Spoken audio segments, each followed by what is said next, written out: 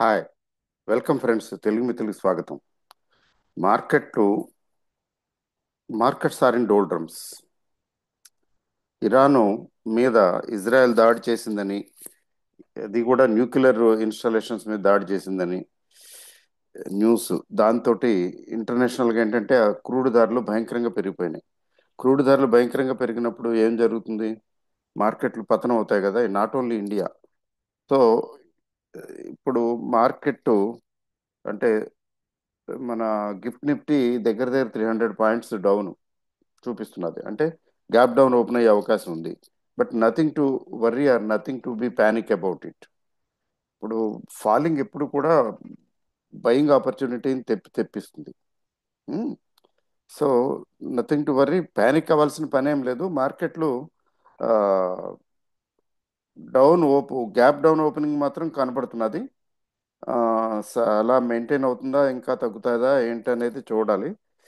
But this is temporary, nothing to worry. 24,500 లెవెల్స్లో support ఉంది.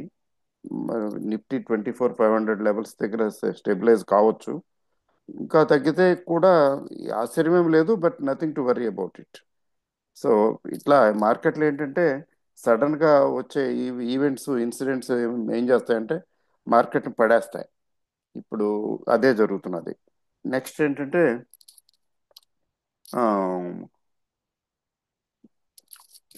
Again we'll get buying opportunity. ఏముంది, అంతకని ఏం లేదు. సో నథింగ్ టు వర్రీ అండి. పానిక్ అవ్వద్దు. క్రూడ్ ధరలు పెరగటం వల్ల ఏంటంటే మార్కెట్లు డ్యామేజ్ అవుతాయి. చూసారా, మార్కెట్లు ఎప్పుడు కూడా సడన్గా ఇంటర్వ్యూనింగ్ డెవలప్మెంట్స్ మార్కెట్ డైరెక్షన్ మార్చేస్తాయి. యాక్చువల్గా నిఫ్టీ ఆర్ఎస్ఐస్ అబౌవ్ 60 ఉంది. గోల్డెన్ క్రాస్ ఓవర్ జరిగింది. ఆ, అది బ్యాంక్ నిఫ్టీ అంతకన్నా స్ట్రాంగ్గా ఉంది. అన్నీ బాగున్నాయి.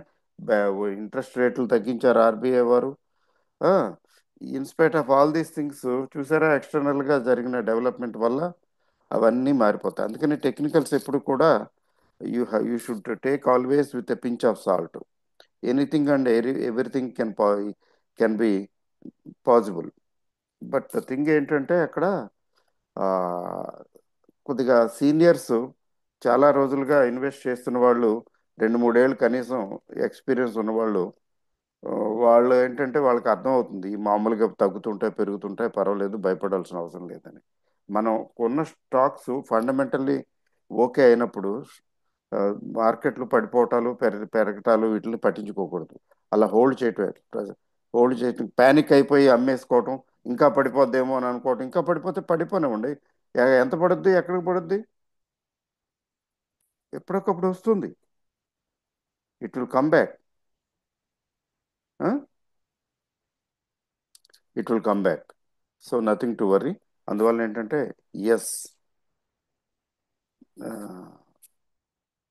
Brace the situation. చూడండి ఎంత దారుణం జరిగింది అహ్మదాబాద్లో. అది ఇండియన్ ఏవియేషన్ హిస్టరీలో అంత ఘోరం ఎప్పుడూ జరిగి ఉండదు. Unfortunate. So things happen. All the best, nothing to worry. ధైర్యంగా ఉండండి. మార్కెట్లు పడతాయి, టెంపరీ. పడిన తర్వాత మళ్ళీ అవే రికవర్ అవుతాయి. Nothing to worry at all. Okay. All the best. Thank you very much. మార్కెట్లు స్టార్ట్ అయిపోతున్నాయి, అందుకని నేను ఆపేస్తున్నాను.